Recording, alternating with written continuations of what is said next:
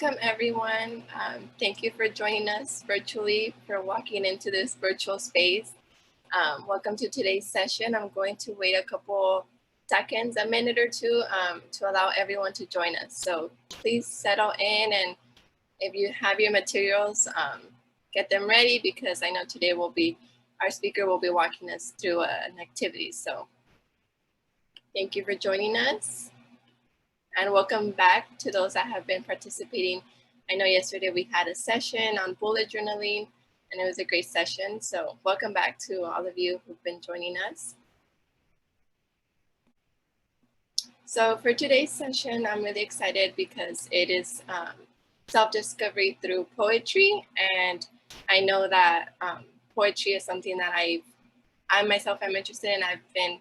I did it in high school and then never again went back to it, but I really enjoyed it when I did it in high school. So I'm excited for today's session, and also to connect it with our theme for this year's summit, which is mind, body, and soul, and mental wellness. So as we've mentioned, this is a creative outlet that people can use to address their mental health and mental wellness. So we're excited to present this as an option for you all to take care of yourself and use it as a tool.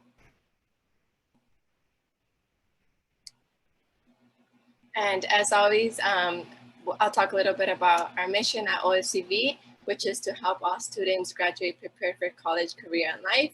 And we do this not only through our scholarships, but also through support services and our events like the Leadership Conference and our Midyear Summit, where we offer opportunities for all of our students to learn about different topics such as mental wellness, financial literacy, and professional development. So excited to have you all here. And as always, our guidelines for our webinars are to be respectful and courteous for everyone's questions and comments. It's a friendly learning environment, so please ask questions. We encourage you all to ask questions in the chat, and then we'll have the opportunity to address them at the end, or if we have time during as well. So please make sure you ask questions. Remember, they're all welcome, and we'll have the opportunity to get to them. So. And also, if you haven't already, please follow us on social media, because we often share event information. We share resources from other local organizations and scholarship opportunities. So please follow us. And then specifically, we have the cohort Instagram account, so where we provide announcements for any deliverables that you have to take care of. So make sure you're following us. And then before we get started, we also wanted to hear from you all and engage with you. So let us know what comes to mind when you think about poetry. I know for some people, poetry can seem a little bit scary at first. It seems like it's only, you have to be this really talented person to do it. So any thoughts that come to mind when you think about poetry, let us know in the chat. And I'll give you all like a couple of seconds to share your thoughts.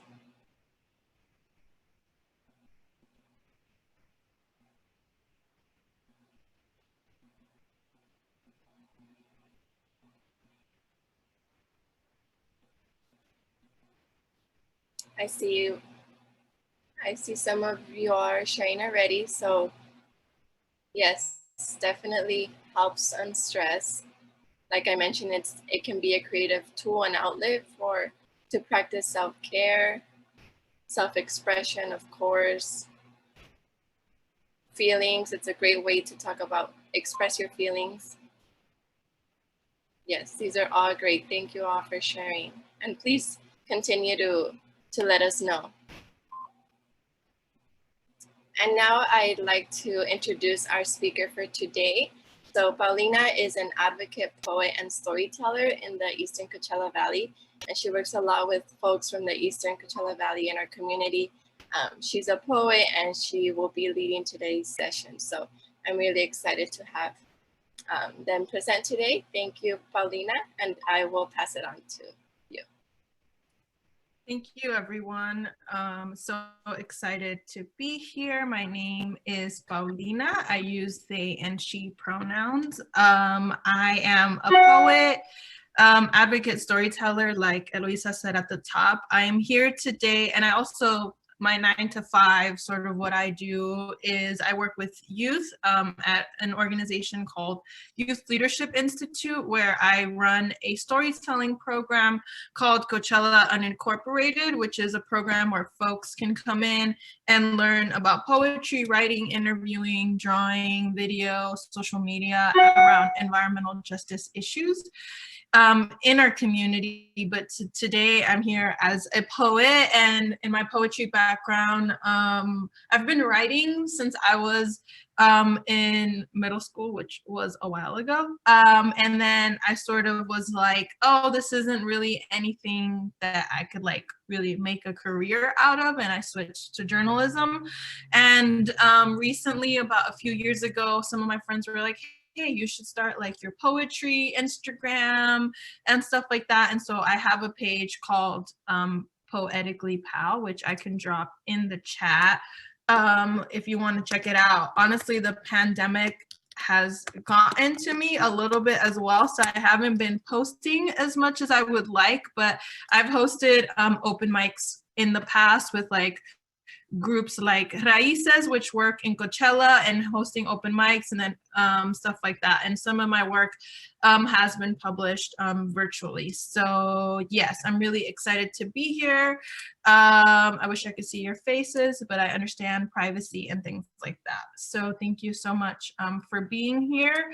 I am going to try to share my screen right now. So let me see if I could do that. I feel I'm an old millennial, so I'm always like not as cool as y'all are. So, all right, let's nodding their head. Okay, so basically, I know that a lot of you dropped in the chat what is something that you think about when it comes to poetry, and you talked about a few different things, and so I really appreciate that. And what I'm here to tell you today is that poetry is simply just about telling your story. And especially in these times in a pandemic where everything's virtual, where like I know school is such an important part of a young person's life. Like that's where you see your friends, that's where you hang out, that's where you get out of the house and take a break from your parents or your little brothers or sisters. So I know how important that space could be for us when we're growing up. And so today is all gonna be, I'm not here to give you like technical how to write a haiku or different poems. I'm just here to tell you that basically your story is valid. And I know that oftentimes we feel like when we're young, oh, we can't work, we can't run for office, we can't do these things, but we have our lived experience. You have your lived experience of who you are and the things that you've been through and the things you've overcome and the things that are worthy of celebrating. And that's enough to write a poem right there. Like people write poems about flowers, about dogs, about the rain. Like you don't really have to like be so in your head. And I think especially in these times where like our mental health could be a little bit, it could be hard to feel good sometimes. I think focusing on one thing and writing about that is all that we're here to do today. So you have your story to tell, and it is worthy of sharing, and it is valid. And I think before you even start to write, you have to feel that what you have to say is valid, right? So I'm here to remind you that I don't know what you've heard before, but like your story is valid, and it's important that you share it if you feel like that's what you want to do. And then a few tips to get us started is, I think really important is show, don't tell. And that's something I learned in creative writing school, which is like, don't tell me it was a cloudy day, but like, how can you show me that it was a cloudy day? The sky was gray, the rain, you could hear the rain falling through your window. Or instead of telling me that you were feeling anxious, how can you show me that you were feeling anxious? So maybe your palms were sweaty, you felt like your heartbeat, was beating really fast. You couldn't focus on your homework. If you're trying to talk about maybe like how your house is, use like, I always say, write with your senses. So how does your mom's cooking smell? How does the house look? Like, is it painted a color? Do you have some flowers growing in the front? Is there a dog barking, right? You want to take your reader kind of into that scene. And so I always just say like, show, don't tell. And by that, I mean, write with your senses, write with the things that you feel, that you smell, that you touch. and things like that. And then write now and edit later. So just find your paper or open up a tab on your computer or your notes on your phone and just write until you feel like you've done writing, put it down, take a break, and then come back later with fresh eyes. Because I know I've been there before. I'm like, oh my God, this sounds terrible. I need to rewrite this. And then I never finish the poem because I'm just so stuck on being perfect. And so the most important thing is like get stuff on paper, get stuff on the screen. You can always edit, but you can't really ever add, right? And so you can pare it down and change it around. So I would say that would be like a really important thing. And then also this happens to the young people that I work with, like they think that I want them to sound like someone that they're not. And so I think you should definitely sound like yourself. So you don't need to compare yourself. I know like on social media, there's a lot of poets like Rupi Kaur, Jessica Salgado. There's a few like Instagram has really helped poetry explode, but you can use those folks as like a frame of reference, but you really are not supposed to sound like anyone but yourself. Because like I said, your story is valid and your voice is important.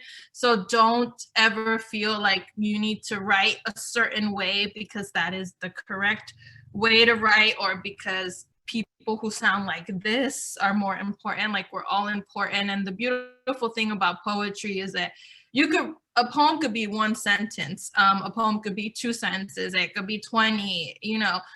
You could capitalize if you want to. You could use periods if you don't want to. And I think that's why poetry is a genre of literature that's always going to be popular, because there's a lot of freedom for you like to do what you want with it versus like other forms of writing that are very structured. And then the last thing that I want to share today is like, keep trying until you find something that works for you. If you're really interested in having a poetry practice, maybe you think you want to start on your phone, but then you realize actually like, I really need to go buy a journal and some cool pens. And maybe that's what you're going to do. Or maybe it's better for you to write in the evening before you go to sleep and kind of reflect on your day. Or maybe you want to write in the morning.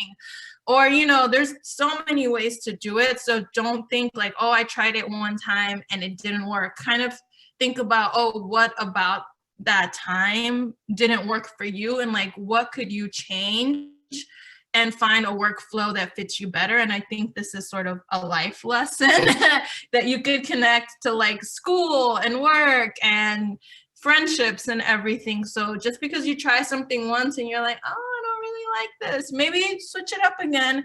And I think, and especially now as we're trying to, you know, do things that bring us joy in a pandemic, I think it's really important to keep trying different things that work for you. So this is a very free flowing space. I'm not putting a lot of rules to it. And then next is what we're going to be doing today is an I am from poem. And I know we get, you know, oftentimes folks get this question of like, hey, where are you from? And you're like, do you mean where I was born? Do you mean where my parents are from? Do you mean like, and then your mind starts to spiral. But no, I'm trying to talk about the things that make you who you are. So this is an exercise that I've used with some young people in the past, and I am just going to go ahead and read them because they have a lot of the elements of like show, don't tell, and like your story is valid that we're going to be working on today. So this first one is by a young person named Wendy Pacheco, and it says, I am from Fresas con Crema, from Fabuloso and Suavitel. I am from the Casa del Centro, con palmas, jardín, gran portón negro. I am from Los Rosales, que florecen con la calidad de cuidado que se les da. I am from Alegría en Apoyo. I am from Celia, hija, te hice de comer. I'm from Bailes and Posadas. From Algún día serás alguien and siempre te cuidaré desde el cielo. I'm from Domingo de Misa, Dios siempre nos protege. I'm from Guanajuato, mole recién salido de la olla. From Algún día nos volveremos a ver, la foto del recuerdo que abundan en las paredes para recordar nuestros seres queridos. And also here you see like a mix of language, right? And who we are could be the language that our parents speak, if our parents don't speak English, and the traditions that we see here. So it's okay for you to use Spanglish, or if you speak French, German, whatever, another language at home, it's okay for you to pop that in, because remember, your story is valid and that is part of who you are.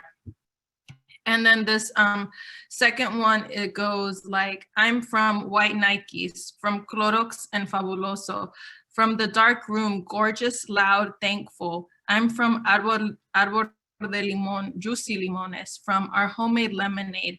I'm from carne asada on a Sunday and la pirinola. From Vargas and Grandma. I'm from tortillas a mano and tejiendo. I'm from No Te Subas Ahí and Bájale a Tu Música. I'm from Católica. I'm from Michoacán, tamales y corridos. I'm from La Llorona myth, the tall, short hair, pictures on the shelf. Somos uno en un millón, no hay por qué andar humillando. So these are just examples that folks that are your age who have never had any formal poetry training have written, and these are really powerful. And I think they all sort of took you to the scene and brought you, like, I could imagine the smell of the mole, the mom telling you, hey, esa música, por favor, bájala, like all these things. So I really hope I picked these out because they were written by young people like you, and they're very reflective of where you could tell very clearly, right? Like where these young folks are from. So, and that where you're from isn't always a place, especially if you're the child of people who immigrated. You're like you're from here, you're from there, you're too gringo for this, you're too Latinx or too Asian or too whatever for that. And so I think it's really important that we sort of look at ourselves as a whole and approach it and know that where you're from could be a place, but it's also a feeling, it's also a smell, it's also a sound. And so I'm gonna leave these up while we write, but really quickly, let's just try to have fun with this, right? We're here because, hey, folks at this wonderful organization that you are part of said, hey, like mental health is really important. And I don't think giving you a really strict structure is gonna make you feel any better. It might make you feel worse. So I think we're just here to be ourselves. And I do really wanna give y'all some time to write, to have fun, to get anything you have off your chest. Really quickly, if we could just take a moment to like collectively take a deep breath before we start doing our writing. I know most folks are muted, but I'm gonna go ahead and be the awkward one who takes a really deep breath loudly here because we need it. And so in through your nose and out through your mouth, and anything that you feel like today is stressing you out, making you feel like it's not good enough, put it in a basket, put it in a little bubble, kiss it goodbye for the duration of this workshop. Those things are not important right now. What's important is that we're gonna write, and most importantly, we're gonna take care of ourselves, right? And so you got this, and you have a story within you, and really it's just about letting it flow. So with that, I will close my presentation, but does anyone have any questions or feedback before we go into some workshop time?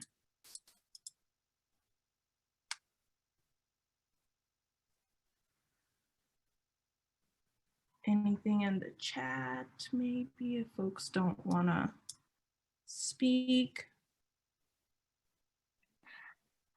Paulina, this is Cristina, and I'm always the overthinker.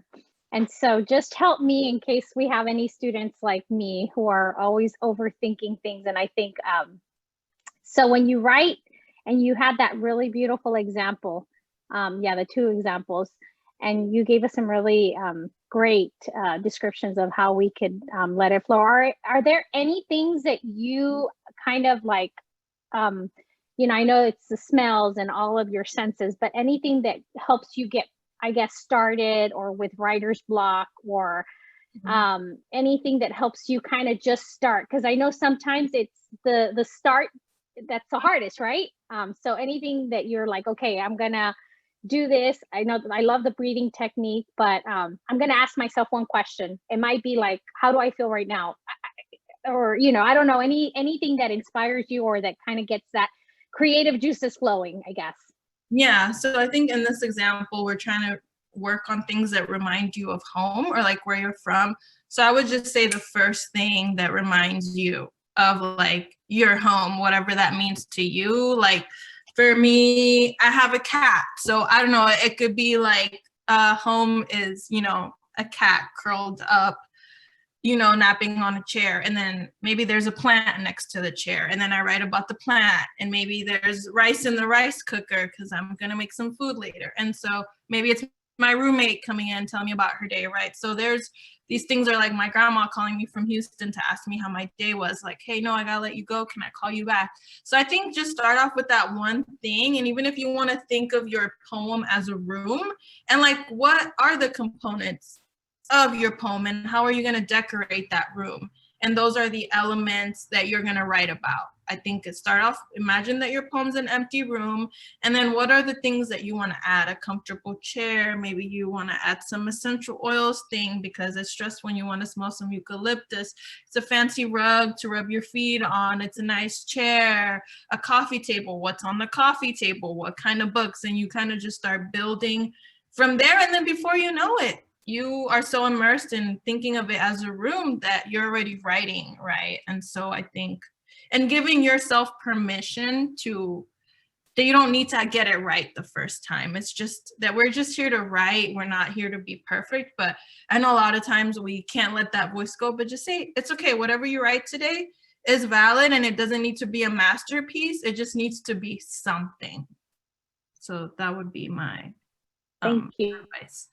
And so I would love to give folks time to write. So Eloisa, if you could tell me around how much time folks would have, that would be great. Yeah, I would say, well, we still have like 20 more minutes for the entire presentation. So up to you how much time you want to allocate for this. So I and would then say, there was, Go ahead. I would say like 10 minutes. So then folks, we could do like some share backs or any feedback on how the experience was. Yeah. Okay. And then someone in the chat also asked, how long should we try to make our poem?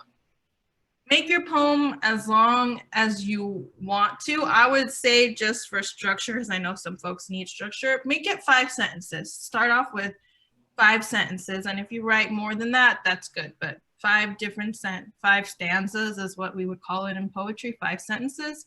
That's a great start. So I would say just try to write 5 sentences. And then I will give folks 10 minutes. So right now is 1:24. So we could come back at 1:34 to sort of, anyone wants to give in. I would love to hear from the young people, any feedback on how it went for you. And if anyone wants to share anything, that would be great. And then we could do Q&A and sort of wrap up after that. Okay, awesome. So I am ready. I'm glad that folks enjoyed BTS. That usually works with my young people too. So I would love to hear from folks on how this experience was. I know I definitely want to hear just how the experience was for you. And if anyone wants to share their poem, whether you want to read it or just drop it in the chat, I think this would be a great time to do so. So I'm gonna extend that offering to folks. If anyone feels moved to share or just how this was for you, was it helpful? What did you get out of it? Did you struggle with anything? Thank you, Christina. It was such a relaxing experience. Anybody else feel like sharing? It was definitely a little bit hard to get started, but I think once I wrote like that first line and really started like taking more time reflecting, that's when it all came easier. But I think starting was the hard part for me.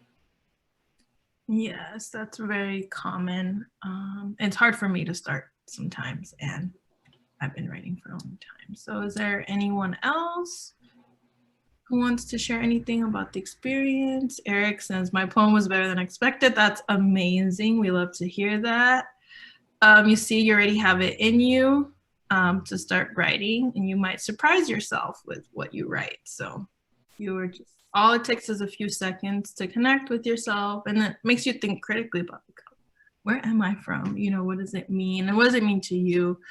Austin as well said it was really nice. They enjoyed writing. Awesome. I'm glad it was a good positive experience. And this is something that you can come back to at any time. That's what I love about writing and creative things. It's like, it's never going to expire. You don't really need anything specific. You can write with what you have and write about, you know, your mind is like, you know, where all your ideas come from. So I think it's really cool because it's something that you could do anytime, any place, essentially. And if you just need to take 5 minutes to connect with yourself about something, you could use this. I have like stuff like this that has like a deck, and it has like different, it has 150 prompts, but you could even create your own prompts or ask friends, like trade with, you know, write like, hey, I struggle sometime with writing. Can you like write a prompt for me? Like, I don't know, write about your first, I don't know, day in school, or write about like your favorite color. Why is it your favorite color? Like things like that, that just kind of get you going. So there's these sets out there, but I know sometimes they can be kind of pricey, but you can even create with like, you know, little index cards, like your own prompts of things, and then come back to them later. You can totally DIY it, or just ask a friend, like, ask me a random question that about something I should write about today, and then there you go. So anyone else have any feedback on the experience? Thank you, Maria, for your feedback as well.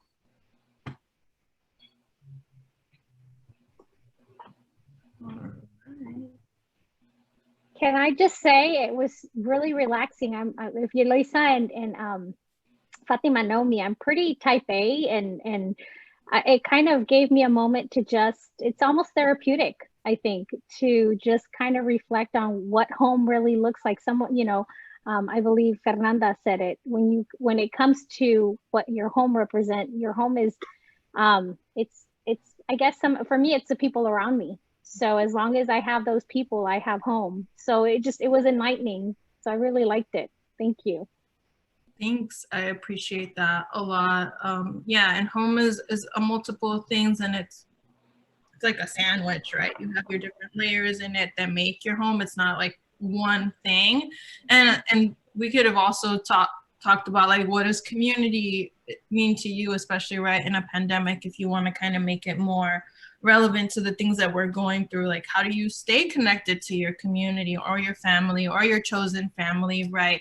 And so I think having those conversations, also like, what does joy look like? I've been having that conversation of that, like, okay, I can't do these things that I used to do before in the pandemic, like go out or travel, but how can I remix that and sort of do it to where I feel like I'm getting the same experience, but I'm able to do it safely. So there's a lot of ways that you could take this prompt, and if you want to take it and share with your friends and family, I do not have copyright over this. Like, feel free to just take it and run with it and share it with anyone in your life and be like, hey, I did this really cool workshop. You should try it too. It helped me. Feel free. I know it's going to be recorded, so please take it and share it with as much as whoever you want. I think that's the point of this, is that it can really easily be shared and work with any situation that you're in. And it's a practice that you could just say, hey, 5 minutes a day, I'm going to sit down, write in my little journal, focus on me, and then you feel so much better afterward. And therapy isn't just like going to a psychiatrist, or, you know, some of us don't have access to those resources, or we could be afraid to ask our parent, like, hey, I want to go see a therapist, or I need this help. But it's private and free to just, you know, grab your pen and your paper, write about how you're feeling, and then you got it off your chest, right? So that's what I really like about this about poetry and just writing in general. You could, I know y'all did bullet journaling yesterday, so if you want to make a hybrid of bullet journaling and poetry, I'm sure that's a thing that could be done. So these things are really flexible and work to whatever you may need at the time, you know? I'm glad that it was a positive experience for everyone, and I'm happy that things that work for me, I was able to share with y'all, and just like my love of poetry and writing. And like I said, it's just so accessible, and that's what I love about it. And you can make it any format that you want. There's really no right way or wrong way to do it. Like, you can't do it wrong. The only wrong thing you could do is just to not write. That's when you're wrong. But if, as long as you're writing, you're on the right path. So yeah, I will open it up to any other questions about me or anything else. I know we wanted to leave some time just for general Q&A, so I'm open to that as well. If folks feel like they got enough poetry in, I'm open to that. Or yeah.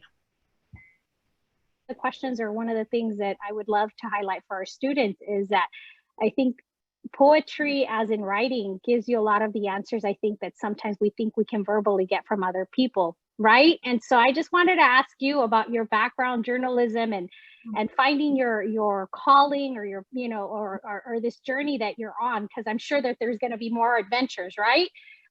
It's not like you land in one place and you're like, I'm here and this is it. It's like, it's a discovery. So I don't know if you can share some of that. Definitely. I just think that I'm the kind of person that I'm always just like open. I try to remain open to new things, and I think that's what has brought me here. So like, this is like the Sparks Notes version of my life. So like, I was born and raised in New York City. And then around, by the time I was in high school, I moved to Houston, Texas, and I did high school there. And then I went to college at University of Houston. And I've always been a very curious person. Like, I've always just like been kind of a chismosa is what I say. Like, I just want to know why. Like, why is this like this? And who's in charge of this? And why is this the way that it is? And so I was like, well, I'm suited for journalism, because I was definitely not suited for a 9-to-5 spreadsheets. I wasn't good at math. I'm still not good at math. And so I was like, I love to talk to people, and I love to learn new things. And through journalism, I was able to get that, like, go out and interview elected officials, business owners, other students. And when you tell people you're a journalist, they're already like, oh, that's cool. Like, I want to talk to this person. But I also had to work to make people feel comfortable with me, because journalism isn't just like, hi, I'm a reporter, tell me about, you know, One Future Coachella Valley. It's like, wait, tell me about you and like what you do and what brought you to this, and share a little bit about myself, because it should never feel like a one-way street, you know? And so I went to journalism school, did a few internships. I also worked at a Spanish language newspaper in Houston that is called La Voz de Houston. It's no longer there, but I was really cool that I got to work in English and Spanish, and that was my minor.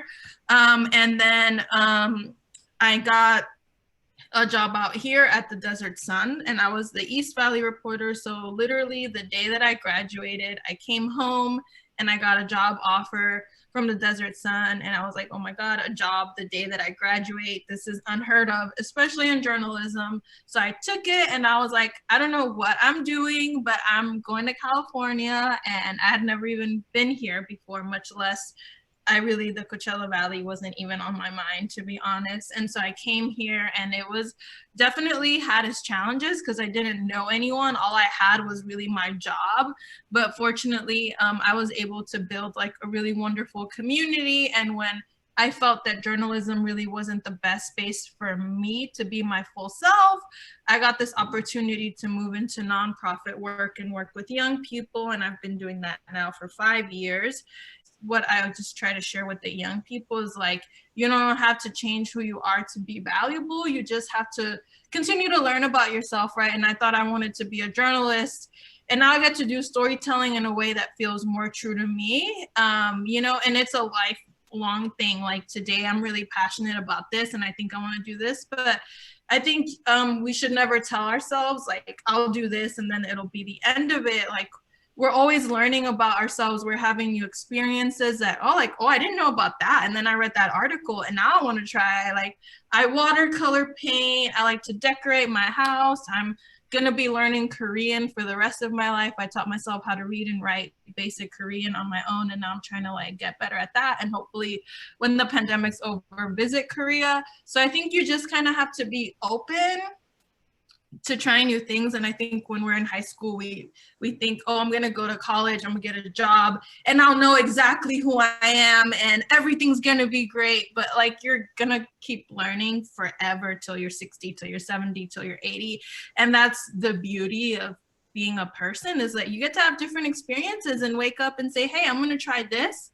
And even if it doesn't really work out for you, when I do outreach for my program, I'm like, hey, you could come to our meetings, try them once or twice. It's no commitment. If you're not vibing with me, if you don't like the programming, it's okay for you to go and try another thing. Or if you do like it, you never know. And so I think that's a little bit about me. It's just kind of remaining open and knowing that you never fully get to know yourself, and that's a good thing. That if you change from, who I was when I first got to the Coachella Valley to who I am now, it's the same person, but it's also not. And that's a beautiful thing, that I could look back and see my growth and see the things that I thought when I was 24 and the things that I think now, right, that I'm 30. So I think, and it's never too late. There are people who start businesses at 40. There are people who go get their masters later in life after they've raised their kids. There are people who are LGBTQ and come out when they're older, because life was like really hard back then.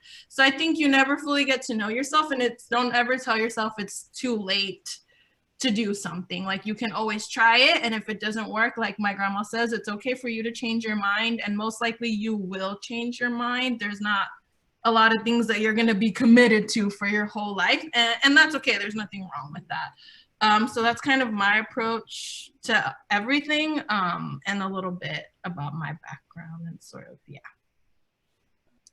Thank you, Paulina, for sharing that. I agreed. Graduating from college and thinking that you're gonna have it all figured out is something that's not. It's normal to experience that, but it's definitely not realistic, and it's a constant growth. Our life is constant growth and change. So I appreciate you for sharing your story. And if anybody else has any questions or comments, please enter them in the chat, and we can come back to them. And really quickly, I'm gonna share some final slides with you all. Then next week, tomorrow, we have our mindfulness activity with Jason Tate. I think many of you have already met him. So we're excited to have him present to us. So please join us tomorrow. Oops. And then we also want to thank the Anderson Children's Foundation for sponsoring our Midyear Summit this year. Thank you so much for your support. It was a big, I had a lot of fun today, got me out of my usual work routine and everything. So I really appreciate Fatima for inviting me into this space, and everyone for hosting, and all the young folks for participating. I know y'all have a lot going on, and how tough virtual school can be. My partner is a teacher, and I hear all the time about how difficult it is. So I'm just thankful again for the active participation, all the comments, and I hope that this is just something, like I said at the top, that you can continue to use. It's a resource that's there for you to connect with yourself, and just help you get through anything that you need to. So thank y'all so much for all the attention and just participating and listening to me today. So yeah, thank you so much. It's been a lot of fun for me as well.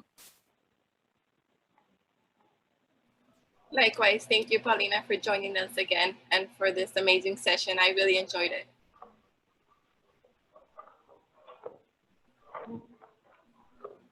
Thank you all. And yeah, Paulina, thank you. It was really nice to have you, agree to come and present for our students. We're definitely looking forward to, continue to have you in the near future.